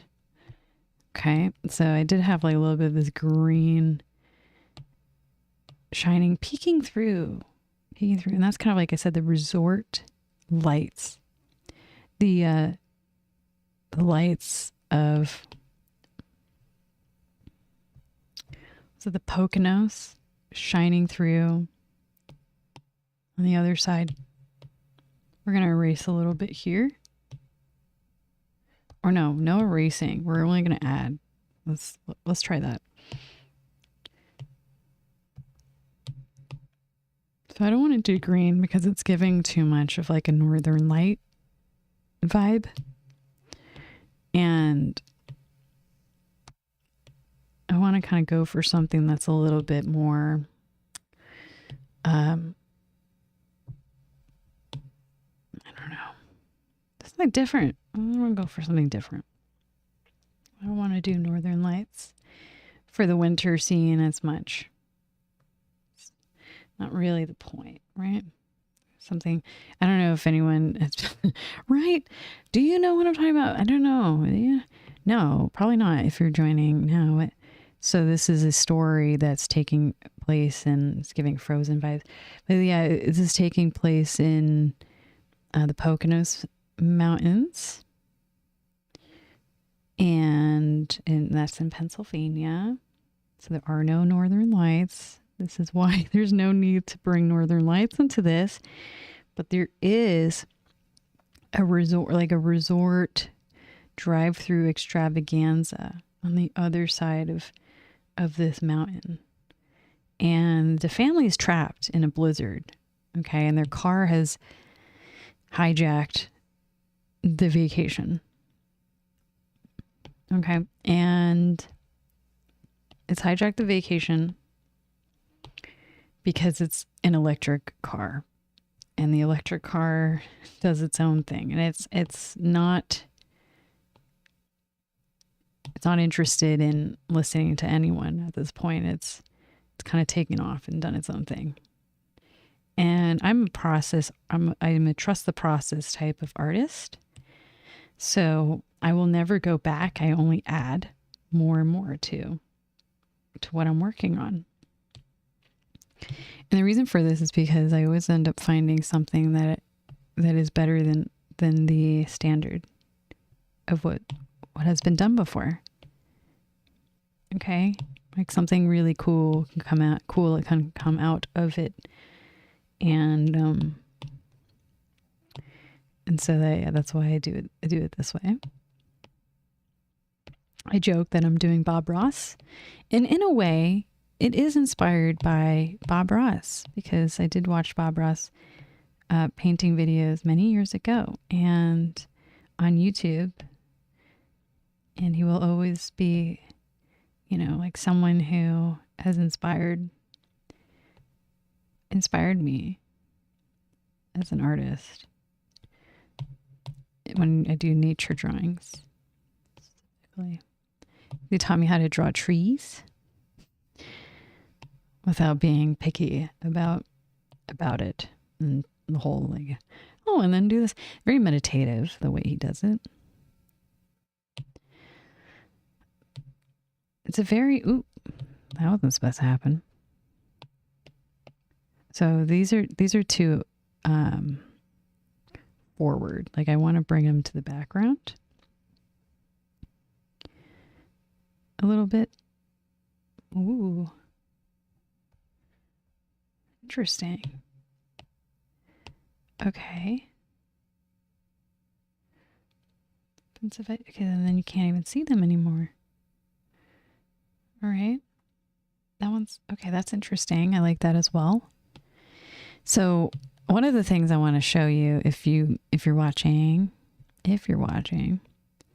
this is hold on, let me bring the reference photo. This is what we're referring to, okay? It's a childhood photo, because I'm in my 30s now. And this is a photo from when I was like 10 back in the 90s. And that's me. That's me. So imagine, actually, it would be funny if I put her as like someone who like skis by as the family gets like driven through this blizzard. She's like a little Easter egg. It's this collage of me pizzaing down the hill. That would be so funny. Actually, I think I might do that. So I'm going to cut her out. That's funny. So yeah, I'm making an animation of with that as a background, as we were seeing before the painting. I'm working on the car. I'm going to show myself pizzaing down. You know, when you're skiing, you have to do pizza so that you don't go too fast. And then she's going to go down the hill.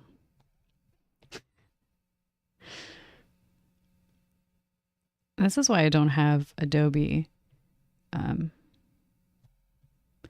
why I don't have Adobe Photoshop, because Procreate is a one-time purchase software, and you don't have to pay every month for a subscription fee, and it's such a powerful tool. The one caveat is that you need to have an iPad. Okay, so I have my little version of me. Okay, she's gonna pizza down the hill. Oh my God, she's gonna pizza down the hill, and how are you gonna do that? So one of the cool things, I don't know about those trees. We don't know about these trees here. Let's see, what can we do? Oop, those ones are fine. These ones are the ones we don't like. Don't like them. Don't know about them. Let's see if I change the color of them a little bit. How do we make them look like the other ones? Yeah, I don't know. That's a little interesting. I like, it's we're almost there. Sort of like that. Yeah, something like that. But then you don't really see the texture of those trees, the shape of them as much. Okay.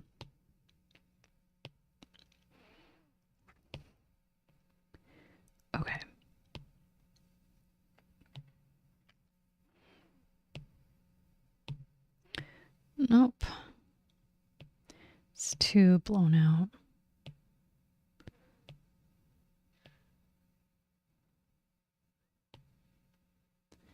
Too blown out.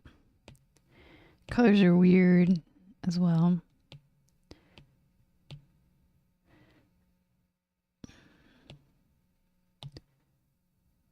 Okay.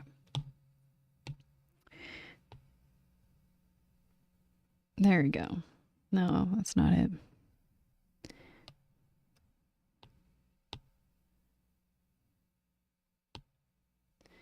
This is where we're backtracking.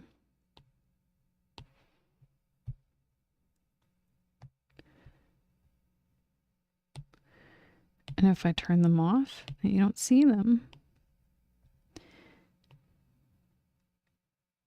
Put a little bit somewhere around here.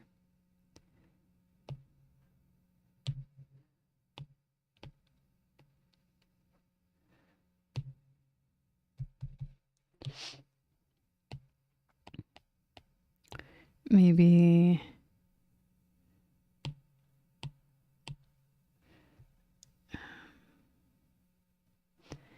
we need to make more trees. Could be the answer to our problem. There's no real problem though, in my opinion. I'm going to do a duplicate on that. And I'm going to change the color.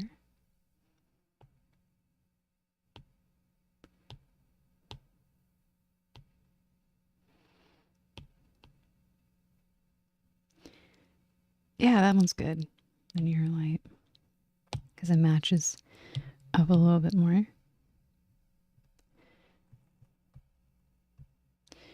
then what I'm going to do is I'm going to take this part off. Oop, wrong way. Add. And we're gonna. That's how you can quickly delete stuff. And then I'm going to blend in. Yeah. All right. Yeah, that looks okay. And I'm going to also blend in here.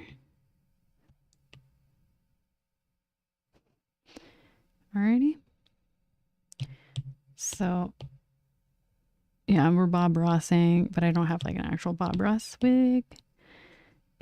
So yeah, this is my closest to Bob Ross wig I have. And I hope you like it.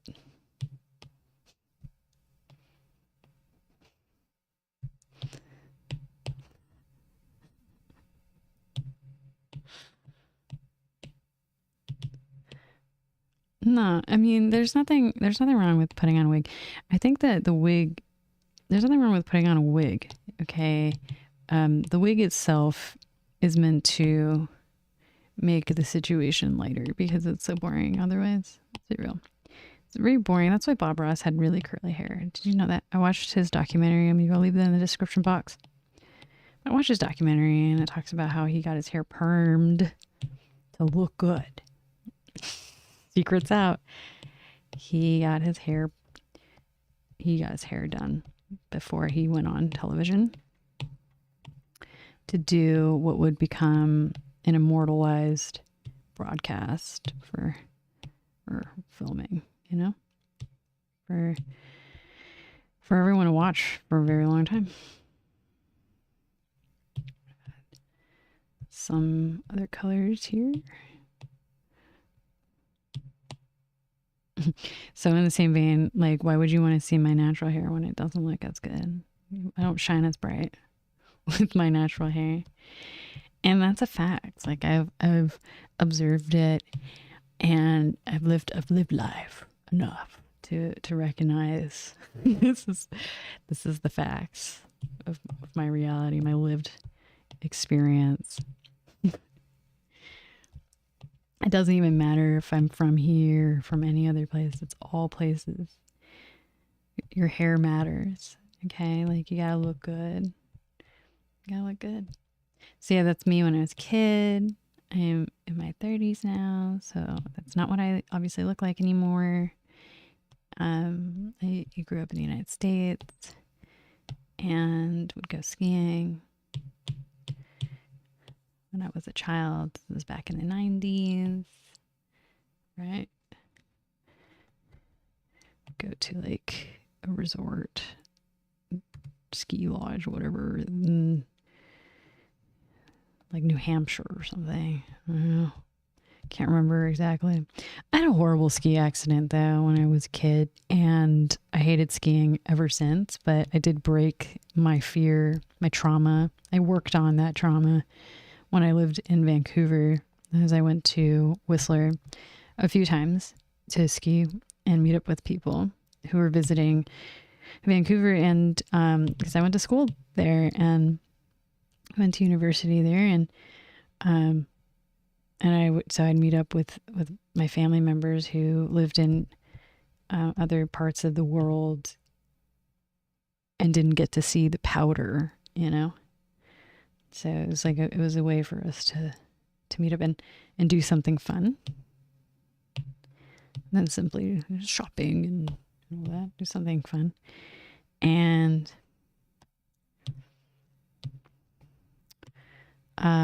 yeah. So I broke my trauma, but what happened was when I was a kid, I was going down too quickly, down like a black diamond.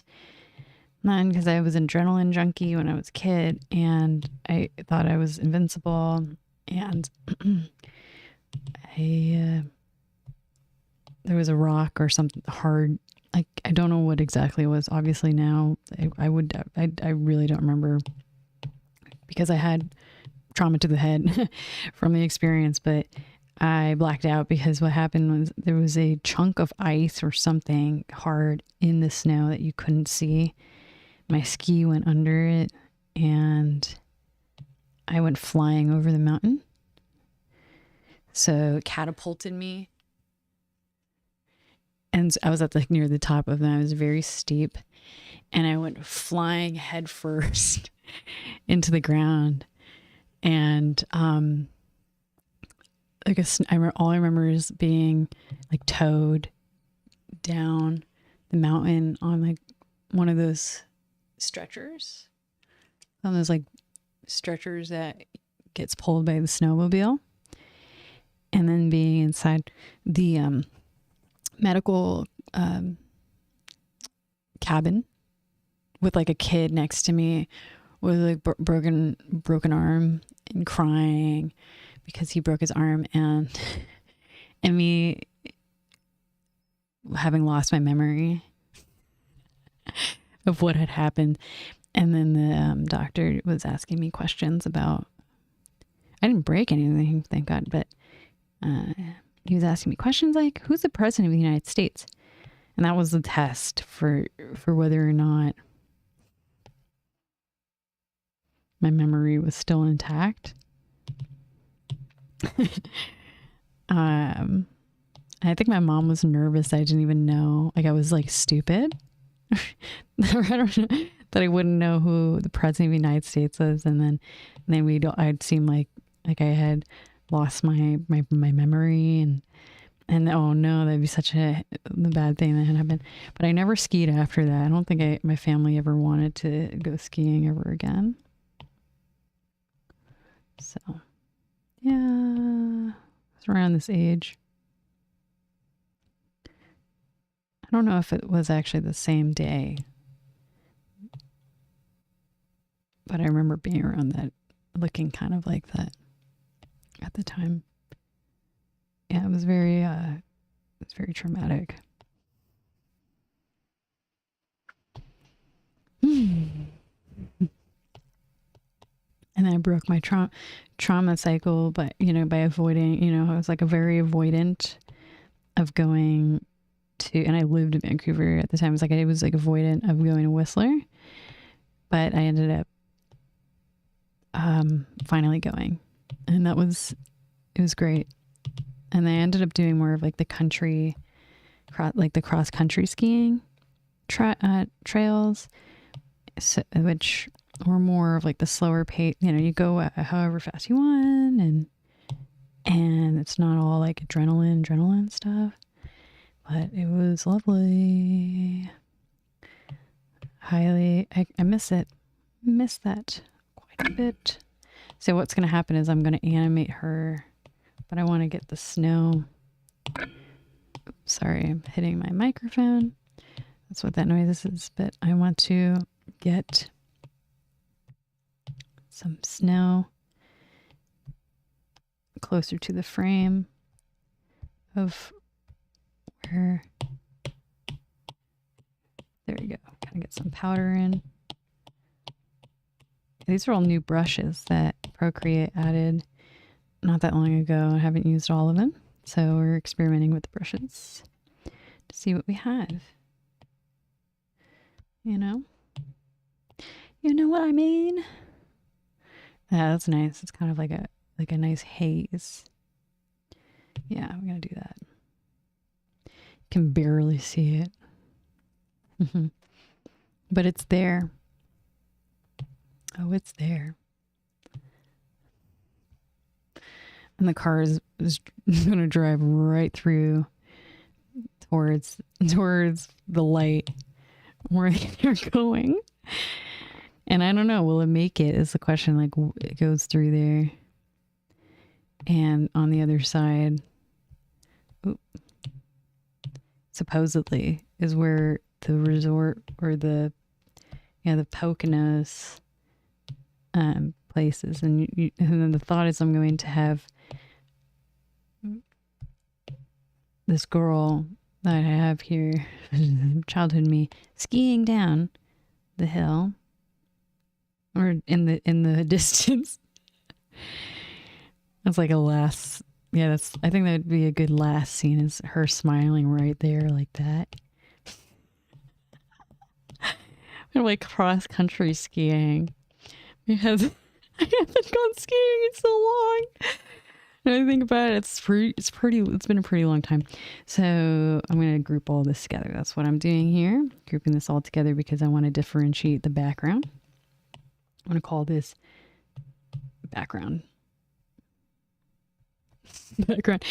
And then we're going to do an animation of her. And then we're going to do that real quick. Okay. So you're going to see how to do that right now. Hope you've been enjoying this. If you're watching this after the broadcast, I'm wearing a wig. If if you're watching right now, I'm wearing a wig. And it's how you do an animated. It's how you do an animation on Procreate. Check it out. Check it out. So we do a time. Sorry, no, that's not it. Hold on. Animation assist. Now you go to settings. You go to canvas. Turn on animation assist. Toggle that on. You already see here what you can do. Turn this into a background. Okay, now you know the difference between foreground and backgrounds on Procreate. Let's move on. We have my friend here, little Audrey. What we can do is we can change the opacity as she gets closer and closer. That's one way to show that she's approaching you, the viewer, the audience, the camera, quote unquote camera, the perspective we're looking from. Okay. And let's move on to how we're going to do that. Let's do this. Okay. So I want to see what it looks like, what I look like, I guess, what I look like in different settings on here.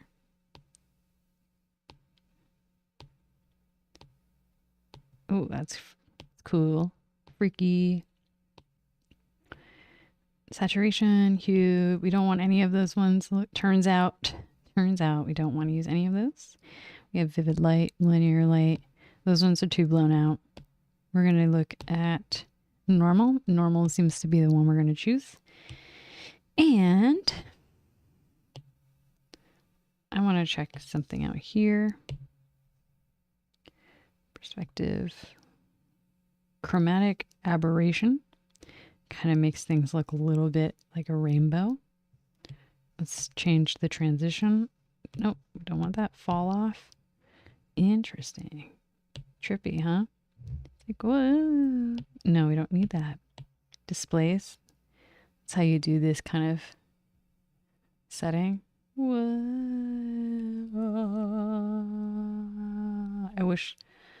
I guess I could have like a screen recording right now to get that. Oh, that's what I am doing right now. I'm screen recording here. But let's go closer then. Or I guess we could record over here. That's not an option on here. Okay. So in that case, why would we want to do that? Because what you'll see, I'm recording this on my end, like the OBS stream, and in editing, video editing, I'll add this as like a final scene. Why? Because it's weird to see a child skiing by themselves in a snowy mountain. Okay, we're not going to use that setting, but I did want to experiment. We're in the research and development department. A reminder to those who are watching now. Whoa, that's a good one. Whoa, she's going so fast. Whoa, hi. And then she goes, hi. Whoa. Yeah. So that's another option in terms of animating. All right, let's start with the actual animation. So we're going to keep duplicating. Okay. So I wanted to duplicate two of these. Why? I'm going to show you. We're going to make her tiny. Oop, that's not it. It's not the kind of tiny I was thinking. We're gonna make her super tiny. Okay, she's skiing from here. She's skiing from here. Okay, and the final destination. We see the final destination. Not that final destination. She's gonna make it out alive. Thank goodness. So she's gonna make it. All right, duplicate. Now, once you make someone small in here, they become small forever. So, which is that not meant to be a deep thought, but that's what we're gonna work backwards. Okay, so now we know our start, we know our finish, and you're gonna slowly work your way back. And why would you want to do that? It takes forever. Well, some things that are nice take forever.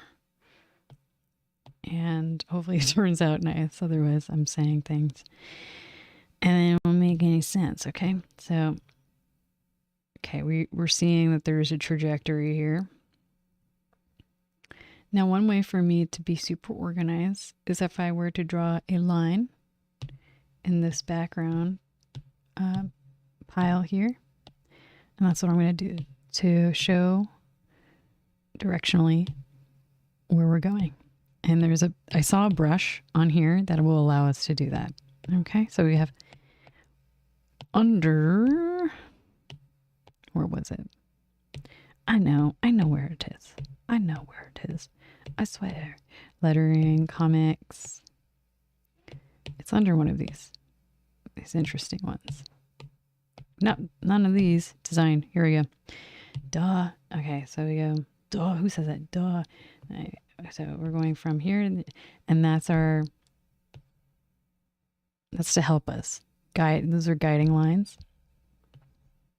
Let's do that again. Yep, there we go. Those are our guiding lines, and then we're gonna go and we're working backwards. Okay,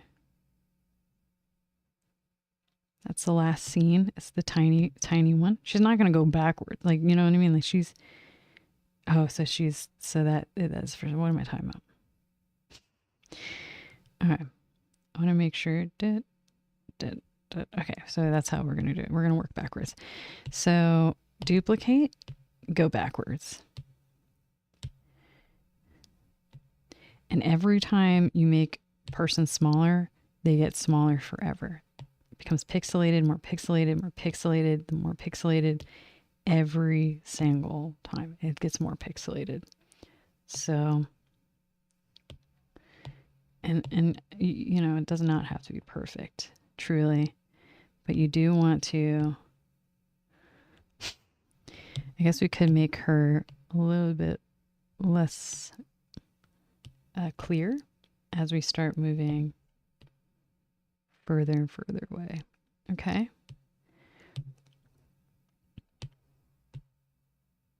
And this one, she really doesn't have to be seen very clearly at all. I don't think the perspective blur is the best. Maybe Gaussian. It's the best for that one. It's a Gaussian. It's for the furthest away. So we're already seeing progression here. Okay. And we're going to keep going. Okay. So she says to possibly one person watching.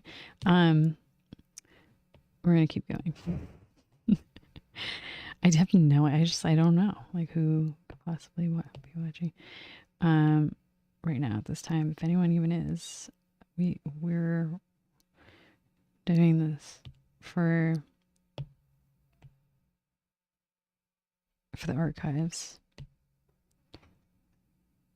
So yeah, a little bit more blurry every time. We're getting there.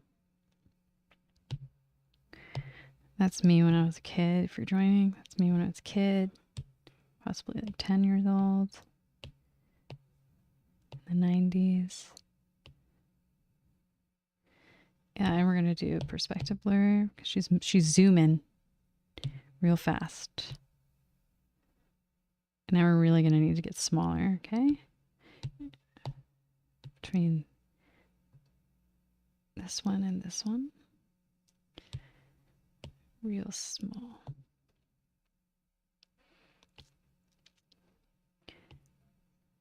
Moving fast.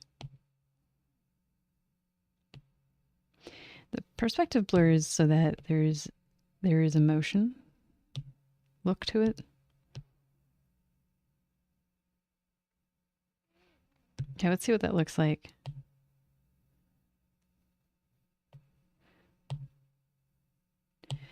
It's really it's ping pong.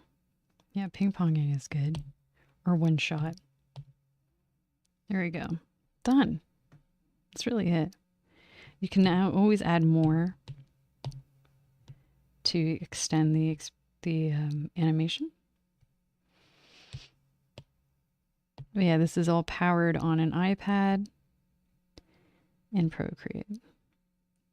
Procreate is a very powerful tool, one-time purchase through the Apple Store, and it does a lot of the same things that Photoshop does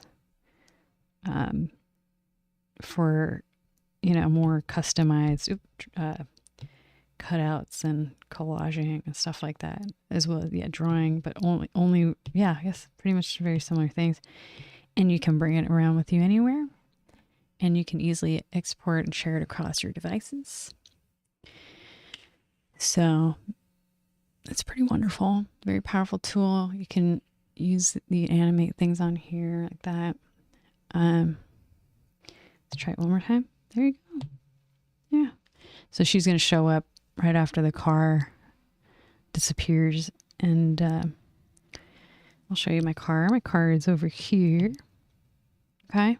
This is my car, and I need to draw another one. It's kind of like the back of it towards its destination, which is through here.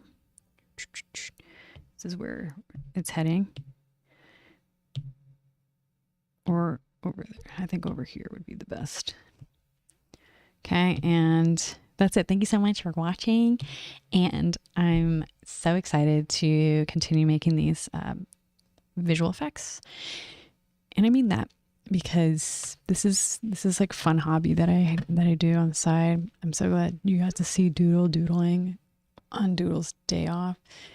Doodle's day off should be one of the titles of one of these doodling videos. Doodle's day off. Probably we'll see Bob Ross doodle again in the future, doing this kind of thing for backgrounds and funny random things like this. I do this because it's important to continue to create, to get the brain working until old age. Darn you, dementia. I don't have it, but darn you, dementia. Let's not get early onset dementia, everybody. Let's go. Let's keep going, keep powering through, fighting off your internal foes and winning every time. December is a very spooky season for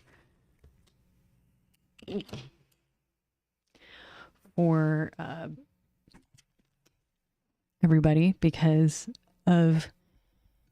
it's a very seasonally expensive time of the year. People feel the pressure to buy gifts. So I think the most important thing is to really be present with the people that are in your life as much as possible. Volunteer your time as much as possible.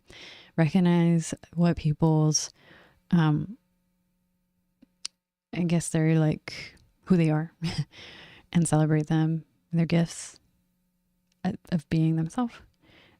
Because that can be a gift in itself. It's like being alive. Like you being alive, your gift. So be a gift, your gift. Recognize that you're a gift to someone. And that can be a lot to give to someone, is being their life and connecting with them. Love comes first. Do things from your heart. Any other sweet words? I think that's it. Thank you so much for watching Moon Apothecary Radio, 80.8 FM. It's not an actual radio station. A lot of people might hate that I have fake radio frequency channel, but is it really fake, or is it is it real? It's not real, but I like to use confusion as one of my magic spells to hide behind the fact that I wish I had a show, but as you know, radio stations don't really have the capacity to do what I'm doing right now, which is visual, has art. And I mean, it does. I guess it does. I shouldn't say that, but it's a lot for a person to be doing. It's to be, I guess someone else would have to control all of the radio stuff as this stuff is happening. But I'm a one person team at this station. So that's my wish for this Christmas season. I need people to join my team at Moon Apothecary Radio, whether you're a correspondent, someone that you want to drop in on the show every once in a while, to be there as a production co-anchor or whatever. I don't know, in 2020, 2026. That'd be great. It doesn't even have to be in person. I can always bring people on through Discord to talk to as I draw or do things.